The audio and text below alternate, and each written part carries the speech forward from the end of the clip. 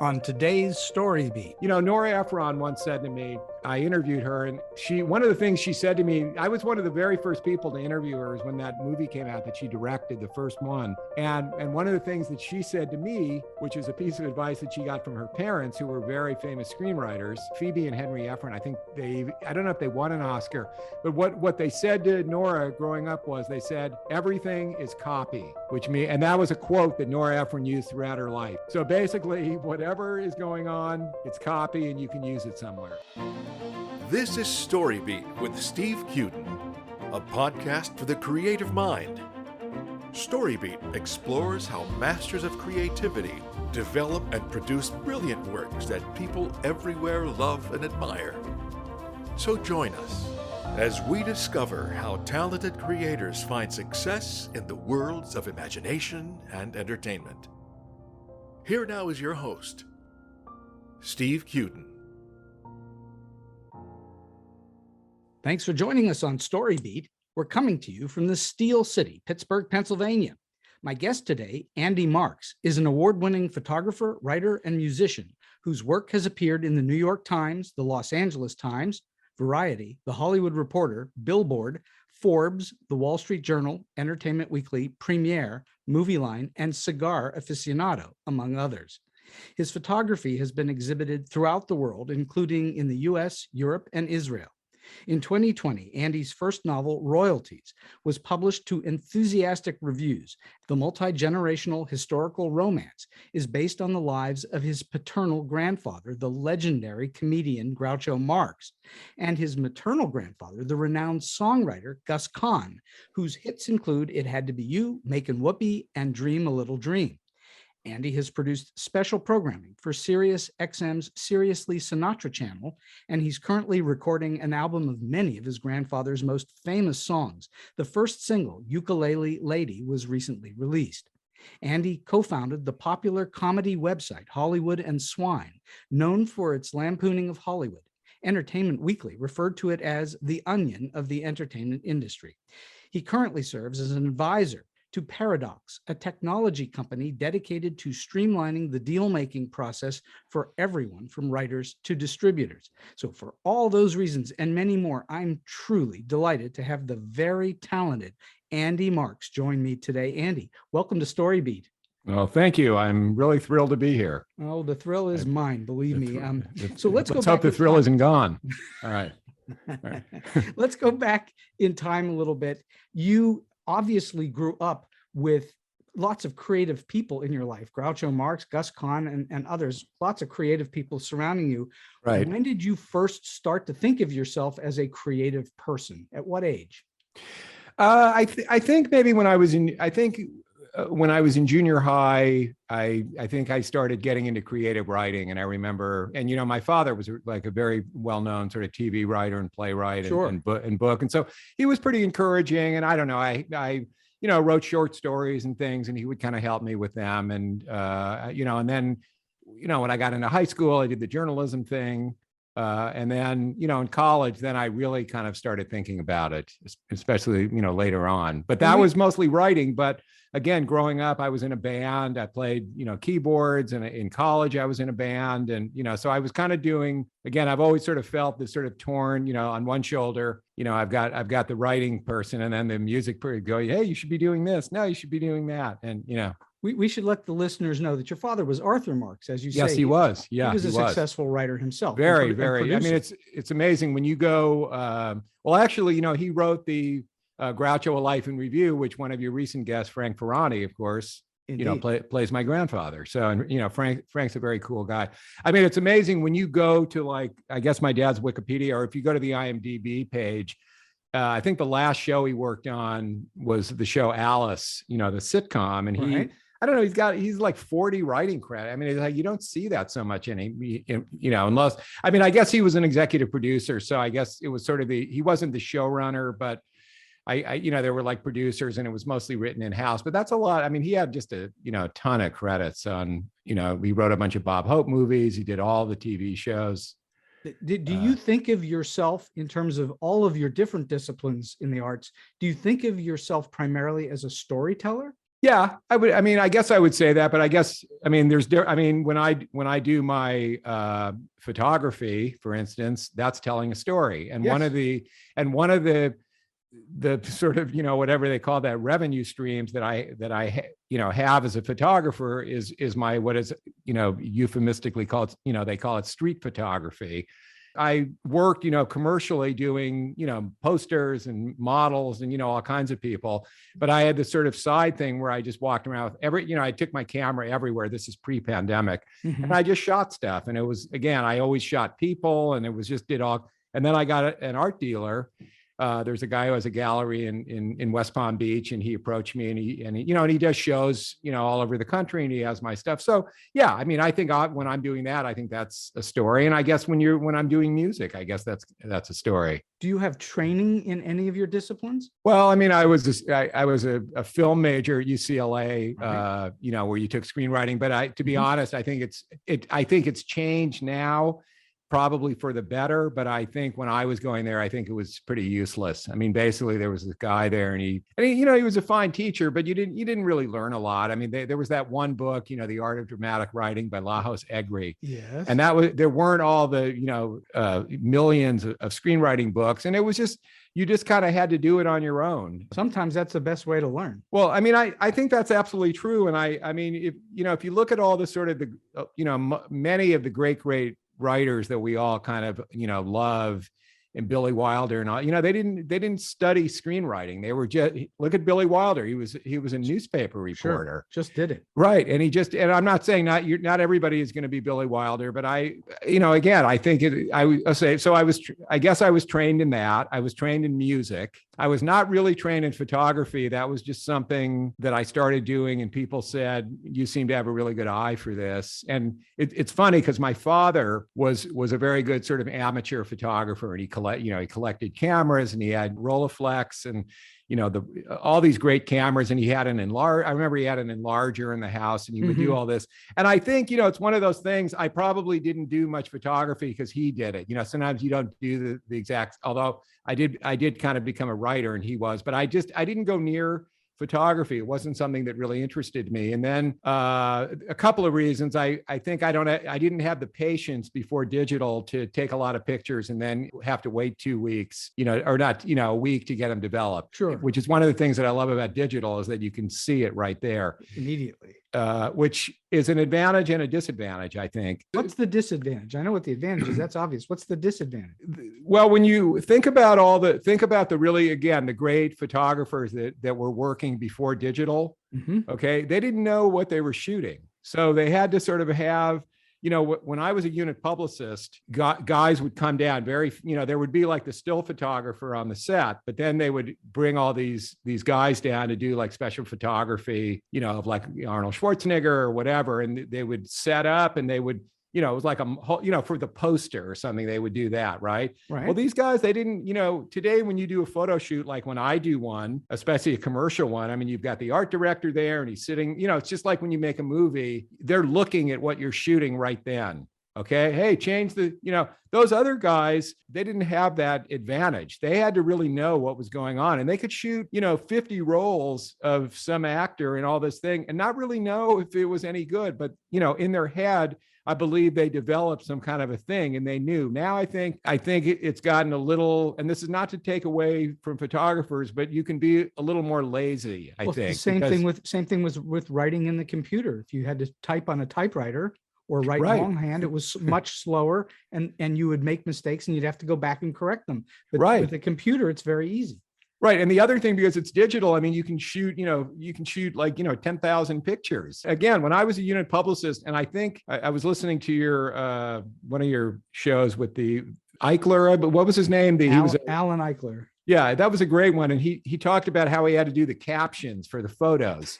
And one of the jobs that I had to do when I was a unit publicist was I had to work with the still photographer, and the guy would take like 8,000 photos over the course of a production, right? Yeah. And then I had to caption them all. I had to go through every photo and go, hey, this is, Steven Seagal, and this and this and this. and they end up using like 8 photos out of that, right? And I used to sort of joke that if you gave a chimp a camera, you could probably get eight decent pictures. Again, not to take away from any of the fine work that these people do, but I don't know. I just, look at what's his name when he went to Yosemite to shoot Ansel Adams. Yeah, Ansel Adams. He had one thing that he put in his camera and he did it, and he got like the most beautiful picture. He didn't have digital where he's just got thousands of possibilities. And he would spend days or weeks waiting for the light to be a certain way. Right. Yeah. So he just did it. And now we just bang away at it and hope something comes out, and then Yeah. I mean, that's pretty true. Now, I did have a little training. What happened was I have twins that are 22. So they were born in 99. Mm-hmm. And that was kind of when the digital camera thing was really kind of like, they had been out a few years, but they weren't very good. But around that time, they started to get better. So I got myself one of those and I started, shooting them and kind of learning it and everything. And I was good. And people would say, oh, you're really good and you have a great eye. And, and I would shoot weird stuff. And, I liked like weird signs on the high, whatever. I didn't really know what I was doing. I just got I would, and embarrassingly, I'd put it like in auto mode, but the composition was good, right? And people would say, oh God, you have such a great eye, but I didn't really know what I was doing. So then, I don't know, I called a friend of mine who had been taking a photo, and I said, I want to go take a class. And I took a class, and then I sort of nailed, now I know everything about exposure and, all that kind of stuff. Don't you think everybody that picks up an art form doesn't know what they're doing? Yeah, absolutely. I heard somebody saying, and I don't remember what band, I don't know if it was somebody from the Moody Blues or something, but there's that, that thing about, what is it, 10,000 hours? 10,000 hours. That's and there was one of Malcolm, the, and Malcolm Gladwell. Right. And it was some podcast, and they were like interviewing, I don't know if it was the Moody Blues, but it was somebody, and he goes, and he was joking about that because he said, we had 50 hours of experience when we went in and recorded this album. So, half the time that's kind of what it is when you there's also, I think there is a degree of raw energy that happens when someone doesn't know what they're doing, and that there's no refinement to it. So you get that pure energy of somebody just going out and doing it. And if you have a natural eye, which it sounds like you do, you just go and it's just natural to you. This is an image, this is a composition. And so on. I relate it sort of, Sinatra talks about that thing about that music is the only thing that really kind of hits you in the stomach, and you know what it is when you hear it. And I sort of find that with my photography, like it hits me in the stomach, and I know that it's like that's a good shot. It's interesting you bring that up, and it just dawns on me that your two grandparents, being Groucho and Gus Kahn, that one was an intellectual, and the jokes had to be intellectual and through the mind, and Gus Kahn was pure emotion, which is music.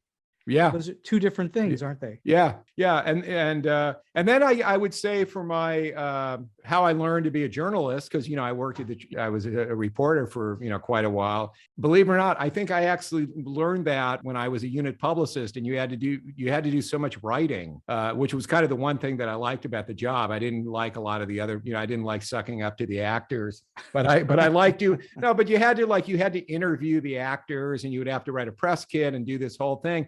And I treated it like, because I had always kind of had a dream that I wanted to work at Variety, and I treated it like I'm going to be like a newspaper reporter and write really good stuff.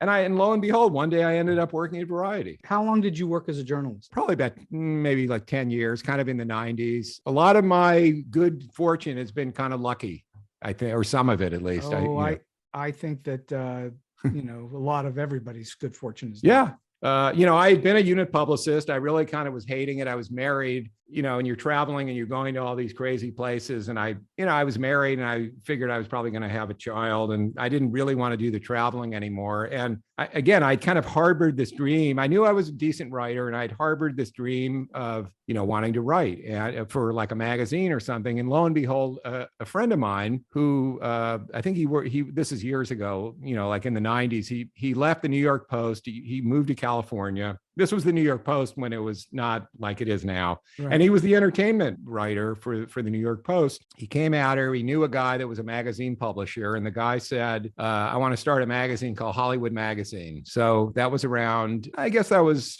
90s, I guess, early, maybe or right at 89 or something. I mean, it sounds like eons ago. And he said to me, he goes, look, I don't really have any writers. Do you want to come and write for the magazine? And I go, really? What can I do? He goes, what do you want to do? I go, well, I'd like to write a humor column. And he goes, okay. So he let me start writing a humor column. And it was a bi-monthly, which meant it came out every other week, every other month. So I had like 2 months to come up with a good subject for a thing. And I don't know what else I was doing. I was probably I think I was working in music or something. So I started doing that. And then I would say to him, and he was paying me. And I said, hey, I got a great idea for an article or whatever. I had remember the old Writers and Artists building in Beverly Hills? Sure. So I had an office in there and it had a great history. And I said to him, hey, it'd make a great article, the history of the Writers and Artists building. So wrote that. Then he made me senior editor for no reason. I don't know why. And then I started, but then what happened was, because I was now getting published and it wasn't on the internet, it was real, like you had real clippings and everything. I now could go, and I was good. I now could go and get jobs at other magazines. So I started, all the movie magazines and all, Movieline and all those. And I was doing that. And then I started to do like some TV stuff, like for E and all those places. I would sort of talk about, they would interview, you'd sit there in one of those, when they used to have those shows where, you talk about the business. And then one day, and again, a bit of luck, somebody called me and he said, the LA Times is looking for somebody. They used to have a thing called film clips, which was little short items that they had in the calendar section every Sunday. Right. And he said, they're looking for somebody to do that. And I go, how am I going to get that? I don't know anybody there, blah, blah, blah. He gave me a great piece of advice. There was a guy there, I think his name was Shelby Coffee. And that's right. I remember Shelby Coffee. And he was the publisher. So my friend said, and this is back in the days like FedEx, there was no email, I guess. And he said, why don't you just put a package together and FedEx it to him, put in a bunch of your clips, write a good letter. And I wrote a letter and I said, I think I'd be really good for this job. And I listed these things. And then I said, and lastly, I'm one of the few journalists who was not interested in writing a screenplay. At least at the time I wasn't. So anyway, I got hired. And, the woman who was in charge of the movie part of the calendar called me up and she said, okay, we're going to let you start doing some stuff. So, and then they gave me a contract and I became a weekly contributor. I had to do a certain amount of articles every week. I wasn't on staff, but I, was a regular guy who got paid every week. And then from there, because I was so in kind of on the loop doing the stuff that I would get tips and stuff. And then I started writing and breaking fairly big stories in the daily and all that. And so that happened. And then I guess and then that's how I got to Variety. And then Peter Bart, hired me and Peter, and at that point I had basically been working, since it was once a week at, the equivalent of a weekly. And so there weren't the super pressure deadlines. Although I do remember, because my day that I had to turn in my stuff to them, because you had to turn it in on Wednesday so it could be published on Sunday. Right. And it was the Wednesday of the Rodney King or the riots or whatever, Oh, the gosh. Rodney King riots. And basically everybody in the LA, this was just one of the weeks. And like the people at the LA Times were like, they were barricaded in the building and like, it was horrible. And so that was a weekly where there was a little bit of, deadline, so it's like I went from a bi-monthly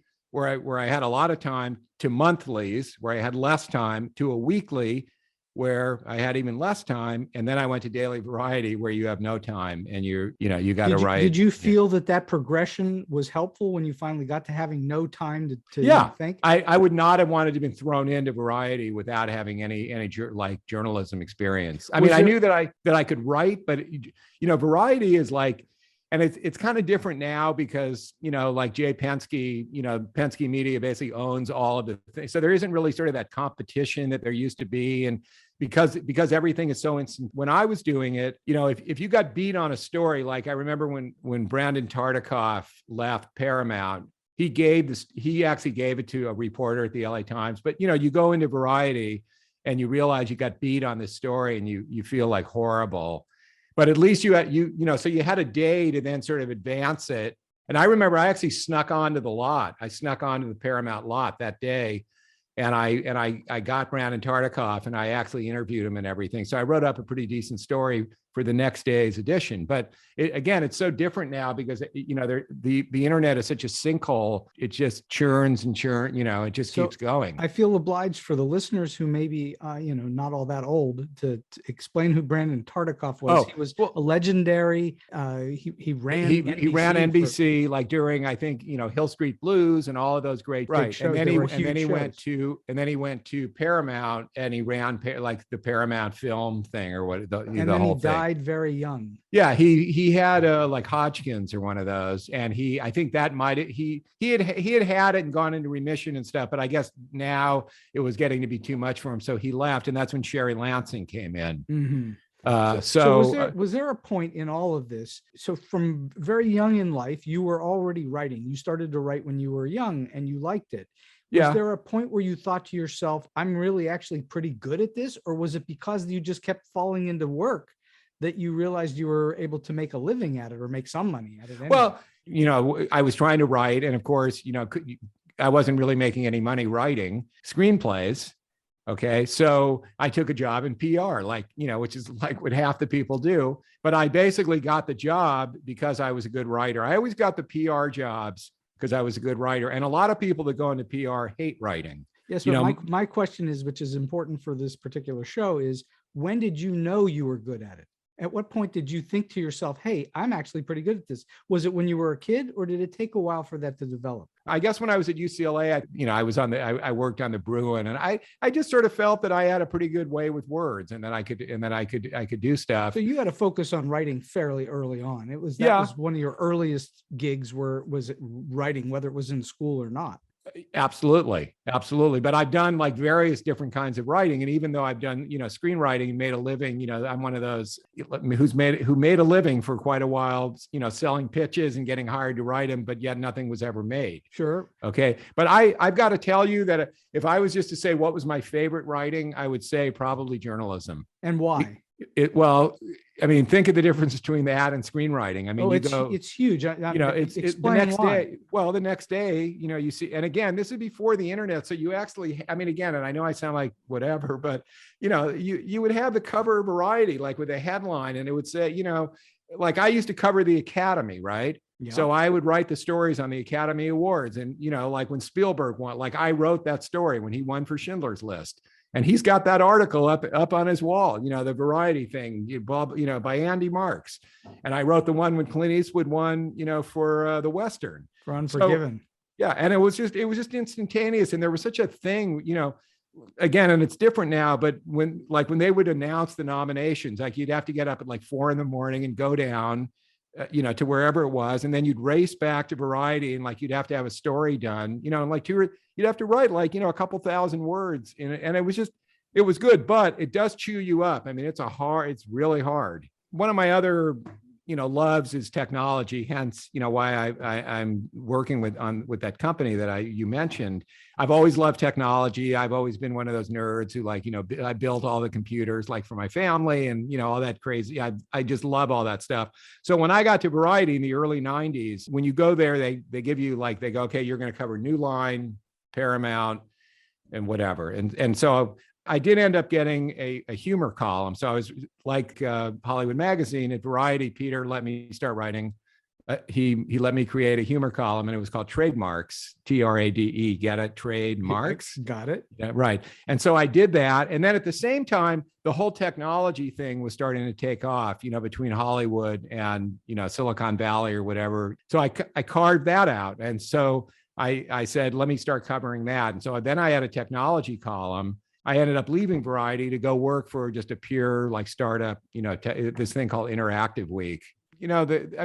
Screenwriting is a weird thing. And again, I've made a decent living, weirdly, but, a lot of people are like me, but, it's hard. The money's good, but it's hard. Let's explore that for one moment, because I think it's important for those who are, trying to figure out how to have a career, period, let alone just even breaking in. One of the things that does happen, and that's what you're alluding to, is there are writers in Hollywood who sell pitches and premises and never actually get all the way up to a produced script. Right, but you can spend a couple of years, on several. Well, the whole, 2 drafts and a polish and everything has kind of gone away. It's one draft, and if we still like you, well, and the spec market has more or less collapsed. Yeah, there's no spec market, and I don't think there's really much of a pitch market. Again, if you're somebody super big and you go in and pitch something at Netflix, then you probably have a shot. But you might be interested in some of the crazy, pitches that I sold. Well, the point being that people actually sometimes make a living out of not being produced. My writing partner, we sold 3 movies like in the mid 2000s, right before. Well, actually, I guess 2 were right before the strike, and then the other one was right after. And we sort of got together to start writing right around then, and we got lucky. She had some huge spec sales, something with Michael Douglas, and basically had an unbelievably incredible, really, really good career. And I think she finally got like a Hallmark movie produced like 5 years ago. But she's been doing this since the 90s. And finally got something produced. Yeah. But she was making money at it all along. All along. Here's the only thing that's a slight problem. Well, I mean, it didn't seem to be a problem for her, but people have said to me, if you go years and years selling these pitches and none of them ever get made, people start to get a little suspicious. But she had a great career. So I don't know how true that, I don't really know how true that really is. I think like everything else in life, it's up to the individual whether that works that way or not. Yeah. Can I tell you about one pitch that we did? Okay. So, and I want to tell you what all happened with the project. And these things happen. A lot of times it's not the fault of the writer not writing a good script. It's just the way it goes. So she and I, we had sold something to Bruckheimer, a comedy that we had written. Well, that would be the producer, Jerry Bruckheimer. Yes, Jerry. I'm sorry. Yes, we sold a thing to them, not specifically to him. I don't know, whoever was running his company, bought. And it was a comedy, and we said, "Why is Jerry Bruckheimer buying a comedy from us?" Which was so weird. That's a whole nother one that went sideways. Anyway, so during that period in the mid 2000s, I was one of those very, very serious cyclists, who would ride his bike up to Oxnard and back from Beverly Hills and ride 100 miles a day and the whole thing, and wore spandex and the whole thing. So I was completely obsessed with it, and I loved it. And of course, I said, we need to do a sports cycling movie, right? And here's the pitch. Here's the pitch. Will Ferrell in the Tour de France. Okay. All right. And again, this is mid 2000s, or whoever, Adam Sandler in the Tour de France, whatever. And you can it's Blades of Glory in the thing. That's not the way we pitched it, but we were out to lunch with our manager, and we tell him this idea, and he actually was a cyclist, and he said, that's a great idea. He goes back to his office, and he immediately sets up a bunch of pitch meetings for us, literally in 2 days away. So, we put something together very quickly. So we had a pitch on, I don't know, it was a Thursday night, late afternoon Thursday. And it was with the director, Tom Shadyac. And for those, Tom Shadyac, who did Bruce Almighty, he did the Ace Ventura movies. He was so successful that I think he got maybe Ivan Reitman's building at Universal. Huh. It was like an apartment complex. It was that big. He had a bunch of hits back to back. He had a bunch of hits. And the last hit that he had when we walked in was Bruce Almighty. So they would do anything for him. Right. Tom Shadyac was also an obsessive cyclist. He used to ride his bike from his house in Malibu to Universal. Oh my goodness. So we go, and then I guess somebody, would drive him home or something. I can't imagine doing that at night. And so the manager says, you got to go in. He's a big cyclist and the whole thing. So of course we go in, and then this is typical. As we're driving in to the meeting, my partner and I, because we would get into fights every other week, got into a huge fight, and we almost weren't even going to go in. So we make up, we go in, and of course, Tom Shadyac is not at the pitch. I guess we knew that he wasn't going to be there. So, his minions were there listening to the pitch, and they liked it. And I guess at that point, and remember, the movie that he was working on, the follow-up to Bruce Almighty, was called Evan Almighty with Steve Carell, right? Yes, sure. Okay, so we go in there. They go, yeah, we love it, blah, blah. We get home. That night I get home, the manager calls. Yeah, they love it. but you have to go in tomorrow morning with whoever the executive was at Universal. You have to meet her for breakfast. They're going on a retreat. You have to go in tomorrow morning to have breakfast with her to pitch the movie. And also the manager had lined up like another 6 pitches for later in the day, right? Yeah. Okay. So we go in, we pitch it to the executive, and sweetest words I've ever heard. She goes, "We're buying it." Like before we even got done, like we're not even done with breakfast. She goes, "We're buying it." And that was that. You know, this hadn't been released or anything, so nobody knew. And so we call our manager and we go, you know, do we have to go to the other pitches? And he goes, "Yeah, you got to go. Maybe they'll, you know, maybe we'll get a bidding war going and the whole thing." Of course, we go to all the other pitches, nobody bites, right? So the first person bid, and that was it. So we're very happy. It was the most money I had ever gotten for writing a screenplay. It was a lot of money. And so and again, I think they would do anything for Tom Shadyac because he was like the star. You know, he was the new kind of Ivan Reitman, right? Right. So lo and behold, and actually I remember this was kind of funny. They go, "Hey, now that you're working for us, come in. We come in and see the rough cut of Evan Almighty." And we go in and it's really awful. And we look at each other and we go, is this not good? And we go, "Yeah, it's not great." Of course, the movie, you know, they have this huge premiere on the lot and the whole, it's like, of course we get invited because now we're working for them. And the movie is a complete flop. And then I guess Tom Shadyac, I don't know if it was, I guess it was after, so they dropped his deal. So meanwhile, we're writing this movie for Tom Shadyac, who now no longer has a deal at Universal. Boy. But we have a contract for, you know, two drafts and a polish. Okay. Yeah. And at Universal or with Shadyac? At Universal, for Universal. For Universal. I mean, they paid his freight, right? Right. And then he went off and he got, because I don't know if he did a documentary. He got into some kind of he himself got into some kind of a bicycle crash and really like something happened. I don't know if he wasn't wearing a helmet or something. Changed his whole life. He changed his whole life. The last time I saw him was when I actually was riding a Pacific Coast Highway many years ago. And at that point, I saw him in Malibu and he was teaching at Pepperdine, I guess. And he did that documentary and I guess he sold everything. So anyway, you know, we wrote these 2 drafts and I'm trying to remember if that was apt. And then the strike hit, right? And then the strike happened. So we stopped working and then the strike ended and then we finished it. And then he was gone by then. And that was the end of it, you know. And it went nowhere. Right. The Bruckheimer, the comedy that we wrote, right? Great movie idea. It was again, you got to remember this is back in the 2000s when there were these kind of movies. My partner, we came up with an idea. It was called Squeezed. And basically it was, you remember what was the movie with Matthew Broderick with the Christmas lights where it's 2 families and they're battling over who has the better Christmas decorations. I don't know what that movie is. You're not talking about one of the vacation movies, are you? No. This was an actual movie where they get into a war over the Christmas decorations. You stumped me on that. All right. So anyway, so we came up with an idea, which was, and this was when they were doing those PG movies like at Disney and stuff. It was called Squeeze, and it was basically about 2 families that go to war over their 2 kids' lemonade stands. Okay. All right. So, I mean, again, going back then, that was the kind of movie, you know, that people were making back then. So of course we finish the movie, we turn it in, we do a draft. And then at our first meeting, the guy says, "We don't really like the lemonade stand bit. Can you come up with something else that they would be battling about?" After we've written a draft, right?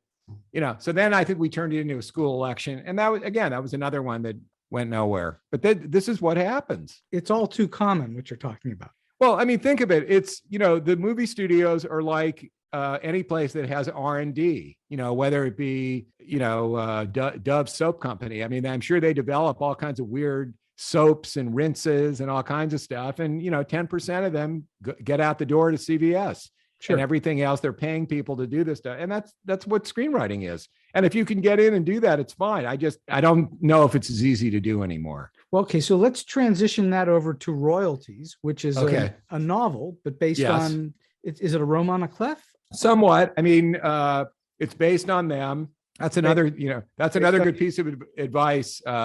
Whenever you have an idea, put it down. You never know when you go. But I got that idea like in 1980, and I ended up writing it in 2000.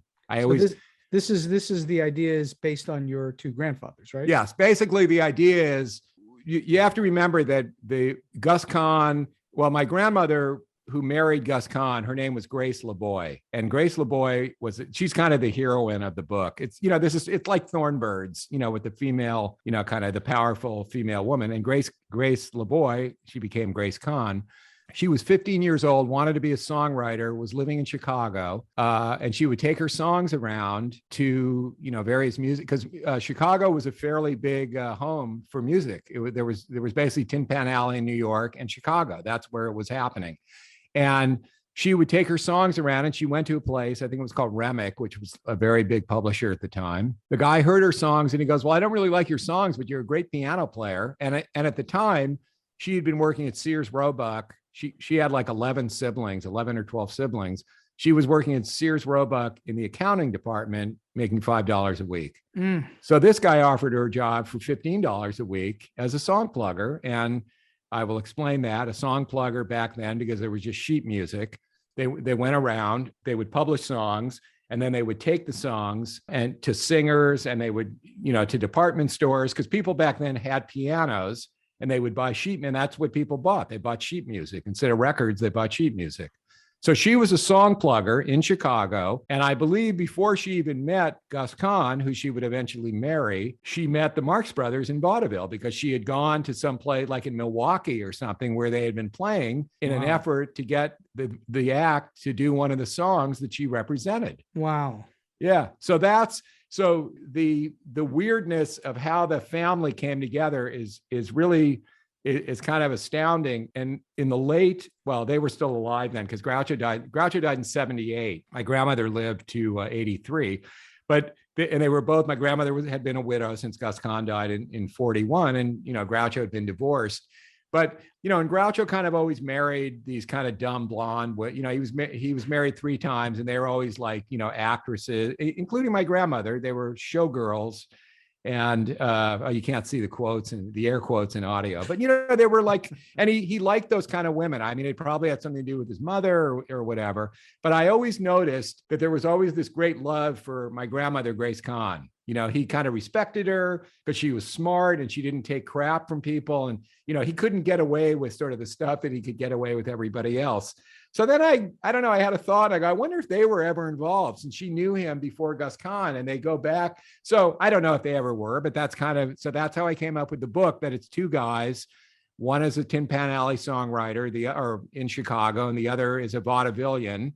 And this woman is in both of their lives, and both guys are in love with her, but only one guy's and that's it. It goes on for like 75 years. You alluded, and I just wanted to briefly mention it. You alluded to your great grandmother. That would have been Minnie Marx. Minnie Marx, yes. And there's a whole show written called Minnie's Boys by Arthur Marx and Bob Fisher. He wrote it. That's right. Yeah, exactly. That sort of goes through their life and career. Yeah, she was the pushy stage mother, and her brother was a guy. This is how she pushed them into show business. Her brother was a guy named Al Sheen, and there was a vaudeville act, Gallagher and Sheen. Of course, you know this. And so that she saw how successful they were. So she pushed the boys. She herself wanted to be a star, but it never happened.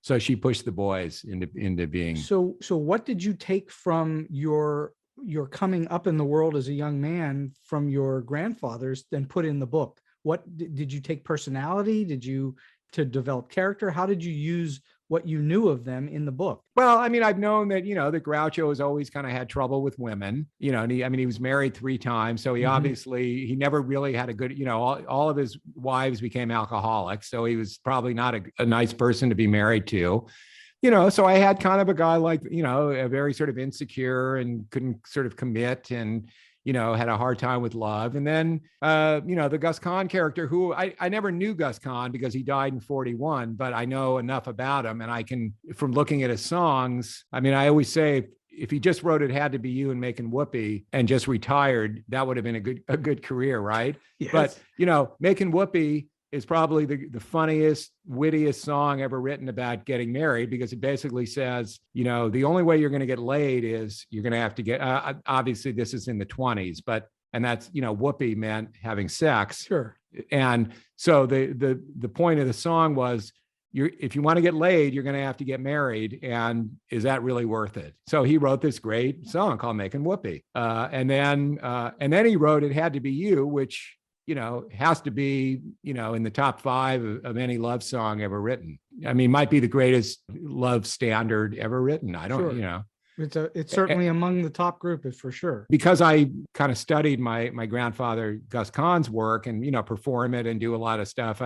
I'm very cognizant of just what a genius he was. I mean, it's just he dropped out of school. He didn't finish high school. He was English was not his first language, but yet he was able to write these kind of lyrics. I mean, it's unbelievable. Well, you're same thing. Go back to Billy Wilder and those folks. They didn't speak English as their first language at all. I know. I mean, and he just was, and also no training. And Groucho had no training to be what he did. They did it by going and doing vaudeville. They just. We were talking about this yesterday. A friend of mine and I were talking about. Let's look at the Gershwins for a second. Okay, so if you had a family and you had 2 boys.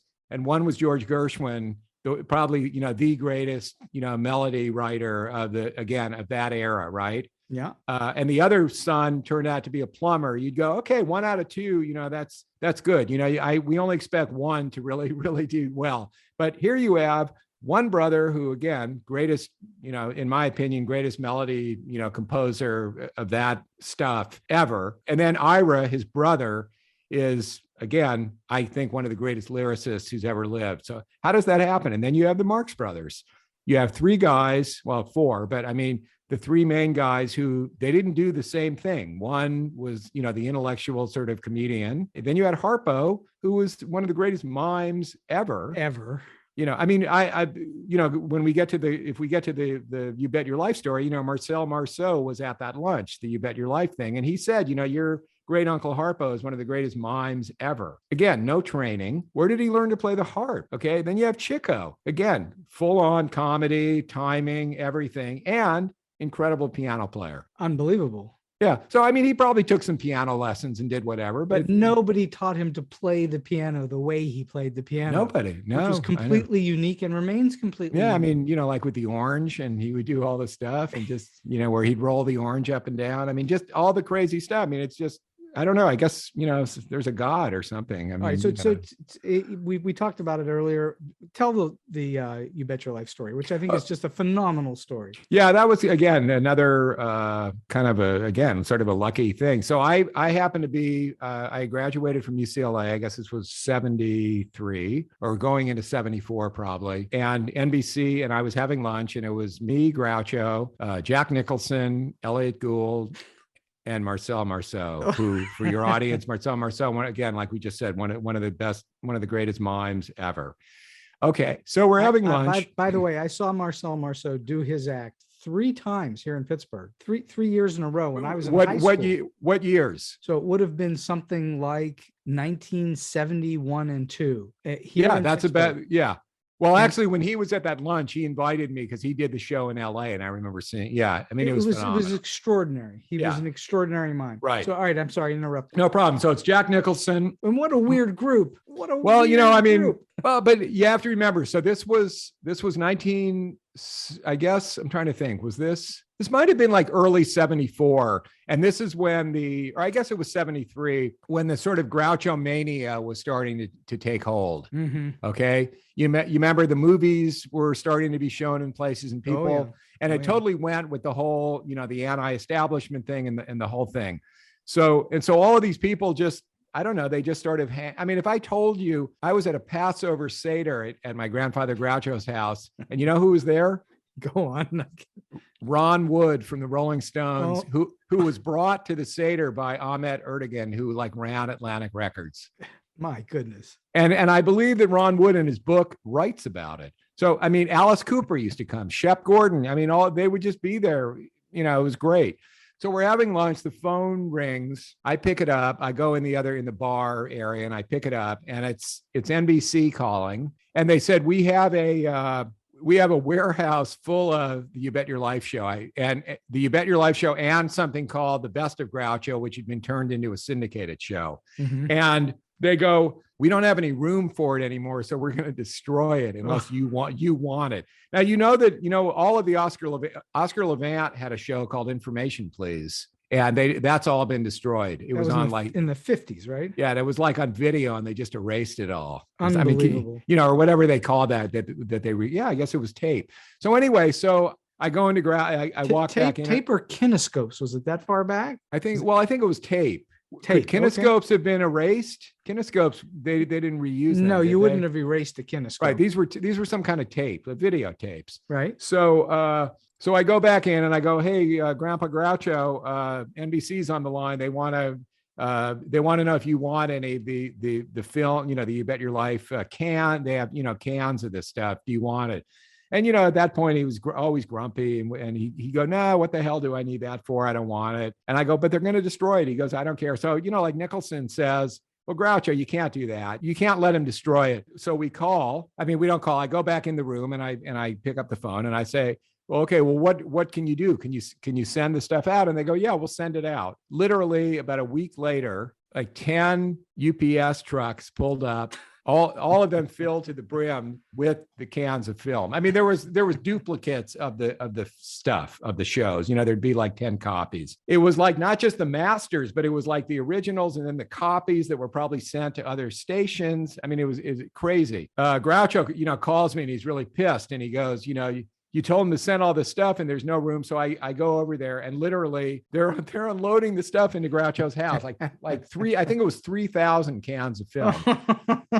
And it's in, it's literally in every closet. And and then I go, well, look, as long as we have this, I said to somebody, why don't we like try to do it? Why don't we try to re-syndicate this or something? You're getting popular now. Let's try to, kind of ride the bandwagon. So we went down to KTLA, which was channel 5. Yeah.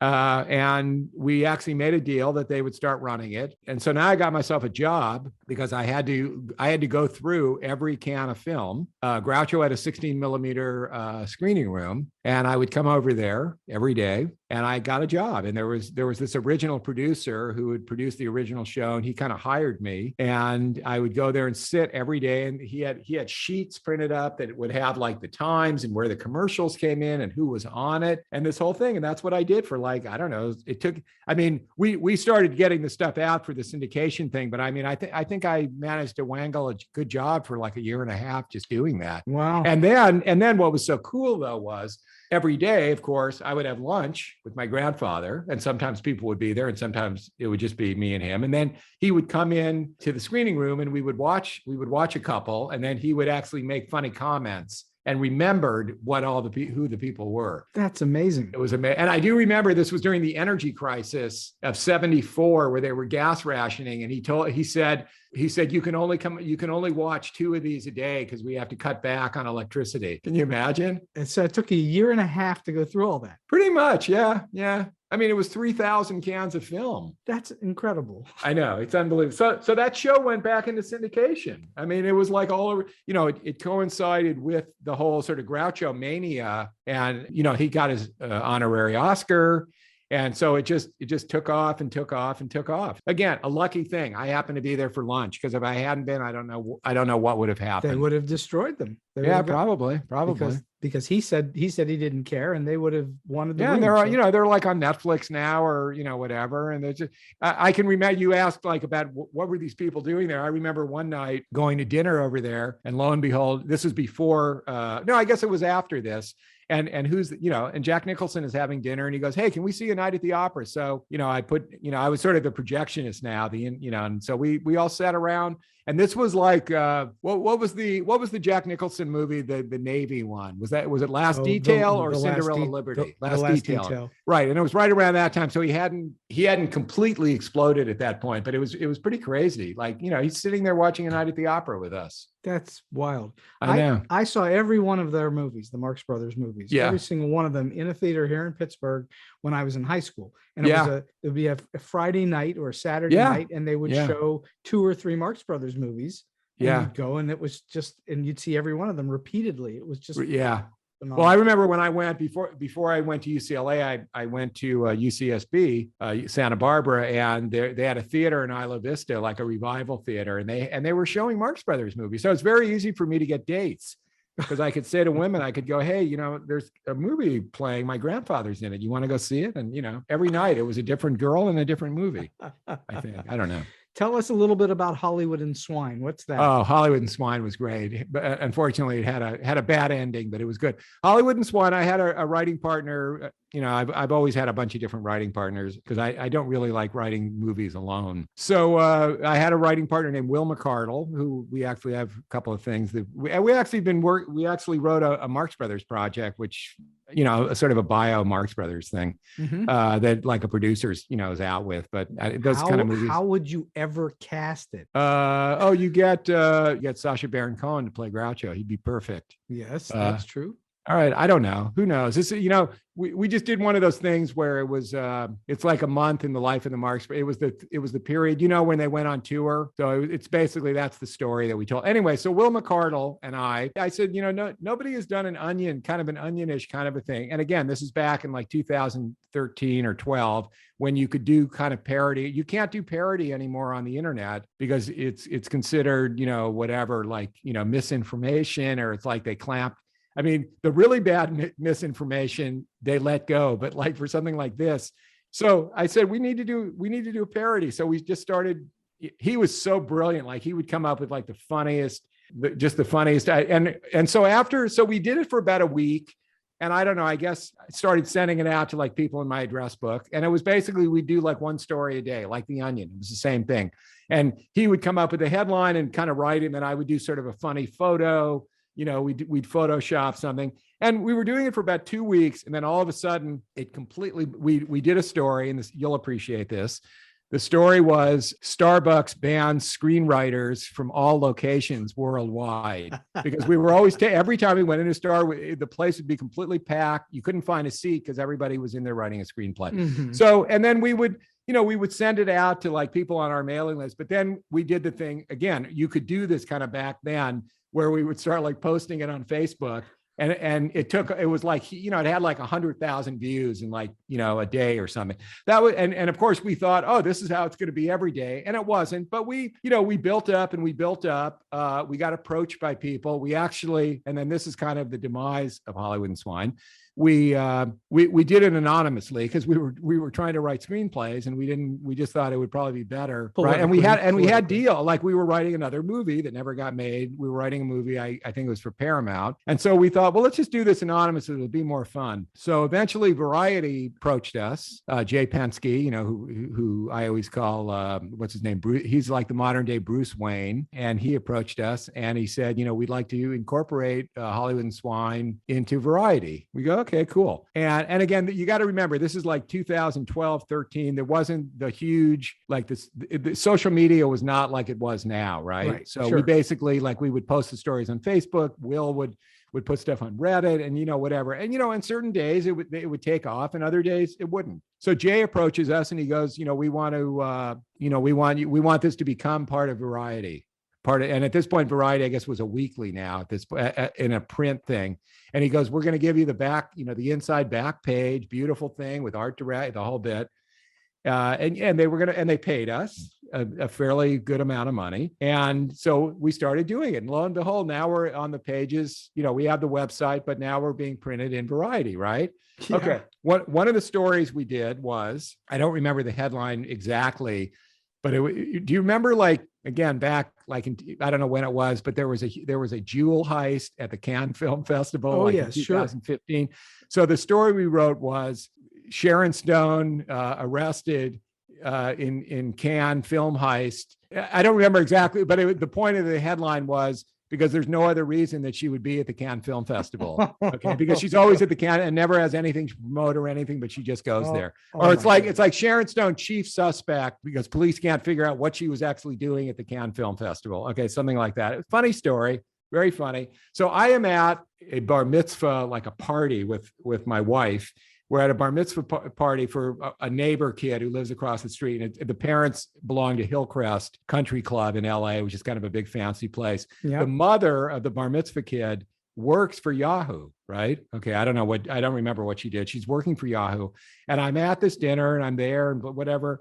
And Will calls me and he goes, there's something really really bad as how he goes, I can't figure out what's going on, but the Sharon Stone thing has really taken off. So as it turns out, Yahoo saw the story in Variety and thought it was real. Oh my goodness. And again, we probably wouldn't even be able to do anything like this now. We could do it then. So anyway, but I mean, can you imagine that somebody was so stupid at Yahoo that they did, like, I think even Variety, it even said on the thing, this is parody. So it's funny, I go to the woman, the mother of the kid, and I go, what's going on with Yahoo? So anyway, it caused a complete thing. Everybody was so pissed because they thought it was real. And then remember Nikki Fink? Oh, sure. Okay, so Nikki Fink somehow found out who we were and she outed us.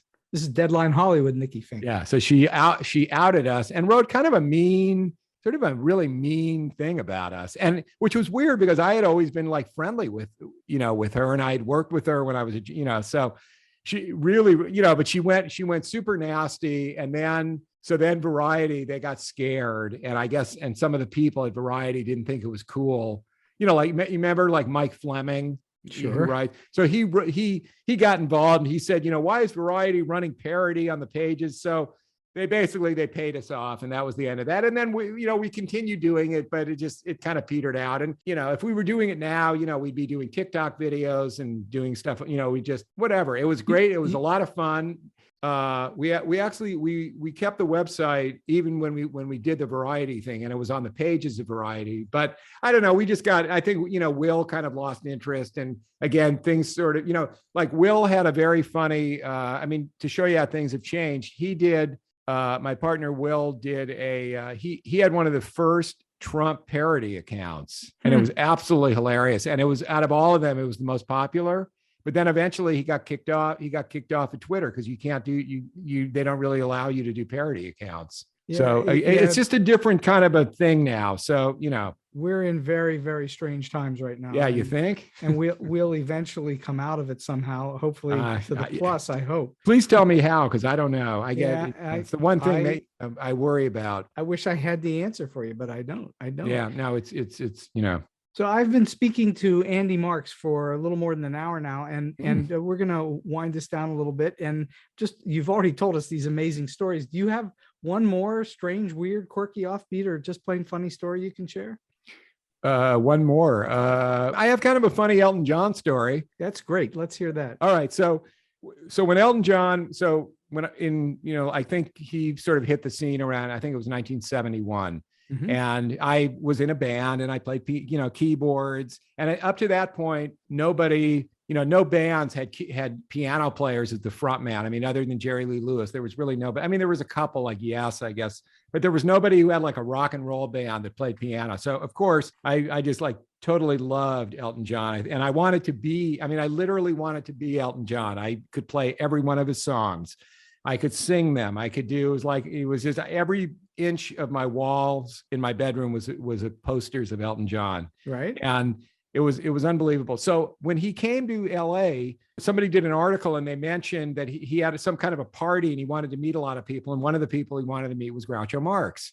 And I thought, oh my God, I can't believe my grandfather is going over to meet Elton. He got to meet Elton John. That's so cool. So lo and behold, a couple of years later, I'm at the Greek Theater in LA, and Elton John was just like in the audience. And during the intermission, he's just standing over by again, this was not, now he would be mobbed by 50 million people, but now he's standing over by like the refreshment stand with another guy. And I go, oh, this is my chance. I'm going to go up. I'm going to tell him I'm related to Groucho. He'll talk to me. This will be so cool. So of course I go up to him and I go, hi, my name's Andy Marx. I'm Groucho's grandson. And he basically looked at me like I was going to kill him. He gave me like the most evil eye, and I just sort of skulked off. So that was the end of that. Okay.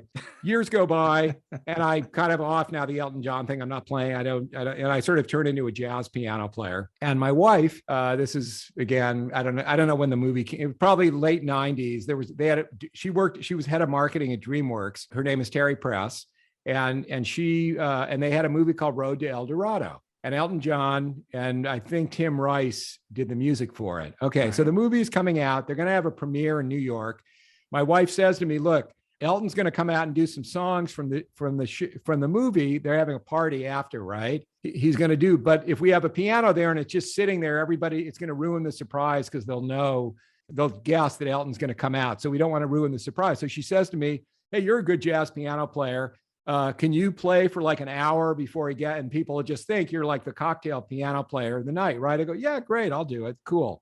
So I go, that's great. I'm going to do that. So then I get a call from somebody going, you have to do a sound check. And you have to go over and do the sound check for this thing. And I go, okay. So I go over there in the afternoon and I'm sitting down, I'm not kidding, at Elton John's piano, like his big, huge Yamaha MIDI, this whole incredible piano. And I'm playing Elton John's piano. And all of a sudden, all the songs come back and I'm playing Take Me to the Pilot and Your Song and Border Song. I'm doing the whole thing. And I'm not singing. I just want to hear how all that sounds. And then there's kind of a deadness in the room and everybody stops. And I turn around, he's literally standing behind me. and I go, oh God, he must say whatever. And then that was fine. And then I left. And then I did the thing that night and it was really cool. And he was really nice. And then I ended up doing it in LA and I think I did it in San Francisco. So we did it. And then he comes up to me and he says, he's like, now he's really nice to me. And he goes, I didn't realize this. He goes, somebody just told me that you're Groucho Marx's grandson. And I'm thinking, yeah, that's right. And I didn't want to tell him about when I went up and told him that, but he then told me that he has, which I actually saw because he invited my wife and I, when we were in France, to his house in Nice for lunch. And he actually has a poster from the Carnegie Hall concert, the night with Groucho, an evening with Groucho. Elton John has the poster hanging at his house. And Groucho always thought it was amusing that Elton John's name was Elton. He thought it was funny that his last name was a first name. Yes. So on the poster, he writes, to John Elton from Marx Groucho. And I got to see this poster. So I went from Elton John, looking at me like I was a crazed stalker to, and I have a picture and it's really cool. It's one of my treasured memories. That is an amazing story. Yes. Because, that, and from really different worlds of Groucho and Elton John, totally. But you have to remember, Elton was a little bit like, he loved all that old Hollywood stuff. Mm-hmm. And he loved, Marlene Dietrich, and he loved that. It's kind of an honor, I love it when modern artists know of and respect older well, look at like Queen doing their albums, A Night at the Opera and A Day at the Races. Mm-hmm. You can argue that the first one they called A Night at the Opera because of Bohemian Rhapsody and it was operatic, right? But on the other hand, the next one was called A Day at the Races. So there was somebody in there who knew about the Marx. But they actually came to lunch at the house. Queen did. Yeah, I don't think Freddie was there, but I remember the other guy, May. What's his name? The guitar player. Something I don't know. Anyway, they were there, and because they brought Groucho the gold albums or platinum or whatever. Well, the Marx Brothers were from my perspective, the apotheosis of anarchic comedy. It was anarchy and chaos, and yet it was totally contained. And I think that you can say to a certain extent, some of what Queen did was the same way. Yeah, and you could also say what the Beatles did. There were a lot of comparisons, with the Beatles, like from A Hard Day's Night and stuff. And they said the same thing about the Monkees, that the Monkees really were like the Marx Brothers. Sure, I agree. Yeah. Indeed. So last question for you. Yeah. We've heard lots of very interesting things that I think people can take away lessons from tonight. And I'm wondering if you perhaps have a solid piece of advice or a tip for someone who maybe is starting out in the entertainment industry now, or maybe they're in a little bit and trying to get to some next level. Do you have any thoughts for that? Or piece of advice? I can only sort of speak to it as far as writing, but I think I would say, as much as you might not like what you're doing at the moment, and I know you're trying to get to another place, at some point you're probably going to be able to use whatever it was that you did in some other thing. Mm-hmm. Okay. Can I give you an example? Absolutely. Okay. So I worked in publicity, when I couldn't really make much money writing. I went to work at Rogers & Cowan, and I was a publicist, and I kind of hated it. And then I did go to work at Warner Brothers in the film thing, which I liked, and then I was a unit publicist on a bunch of Terminator and Manhunter and a bunch of movies. I knew that it was not what I was going to do. I actually, kind of the first movie that I ever sold, it was called Darkness at Night. The title is based on a movie that they're making in the movie. And basically the idea was, because when I used to be a unit publicist and I would go on these locations, I would see how the towns and everything kind of rolled over for the people making the movie. Right. And I thought, wow, that would be like a really great way to do a bank robbery. If you like the film crew could do, and this idea has been done, there's an Andy, and I didn't know this at the time, but there's an episode of Andy Griffith where somebody writes an article on Andy and it's called like The Sheriff Without a Gun or something. And so Gavin McLeod plays he and two others come to Mayberry pretending that they're going to do a TV show based on Andy Taylor. And they're really there to rob the bank. I had never seen this episode before. So I just always thought, what a great way to ingratiate yourself, in a town. And so we sold this movie based on that. And Darkness at Night was actually when they're driving to the town and they get pulled over by a state trooper, and they think they're going to get busted now because they have like the bank robbing equipment and everything in the film truck, and they think they're going to get busted.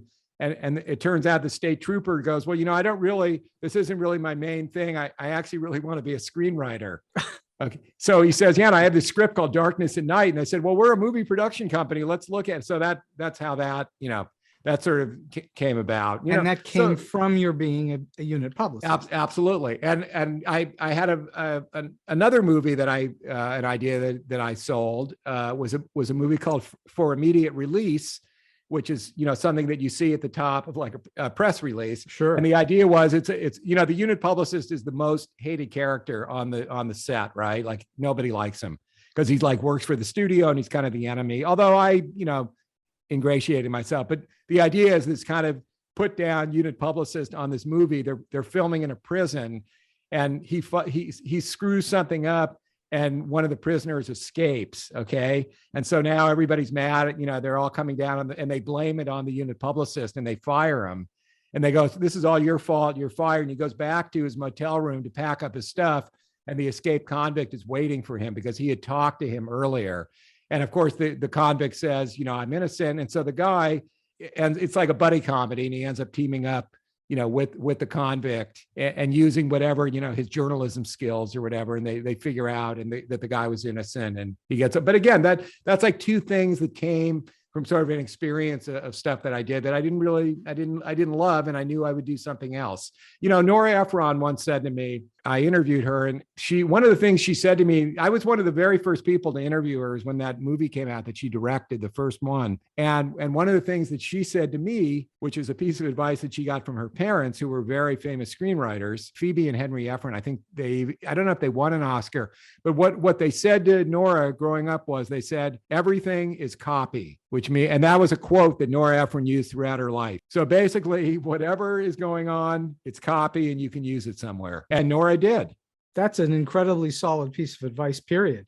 Yeah, absolutely. That everything in your life is fair game, I guess, as long as you don't hurt someone with it. Right. And who knows? I mean, you could say that, she wrote Heartburn. Did that hurt, Carl Bernstein? I don't know. I just thought that was great. And I think somebody said to me that I apparently that quote was the first time Nora had ever used that quote was in the piece that I did on her. So I don't know. Wow. But I took that, I took that to heart. And so whatever you're doing, you might be able to collect something for what you're going to do later on. Well, Andy Marx, this has just been just a terrific, entertaining, fun, fast-paced hour plus on StoryBeat. And I'm just grateful that you spent a little time with me today. And I loved it. You've had this tremendous, all these experiences in this career, and, you've hobnobbed with a few famous people too. So that's kind of cool. It's very cool. And it's very cool being here. Well, thank you so much for being on the show. I can't tell you how much I appreciate it. All right. Well, thank you. And so we've come to the end of today's StoryBeat. If you like this podcast, please take a moment to give us a rating or review on whatever app or platform you're listening to. Your support helps us bring more great StoryBeat episodes to you. Until next time, I'm Steve Cuden, and may all your stories be unforgettable.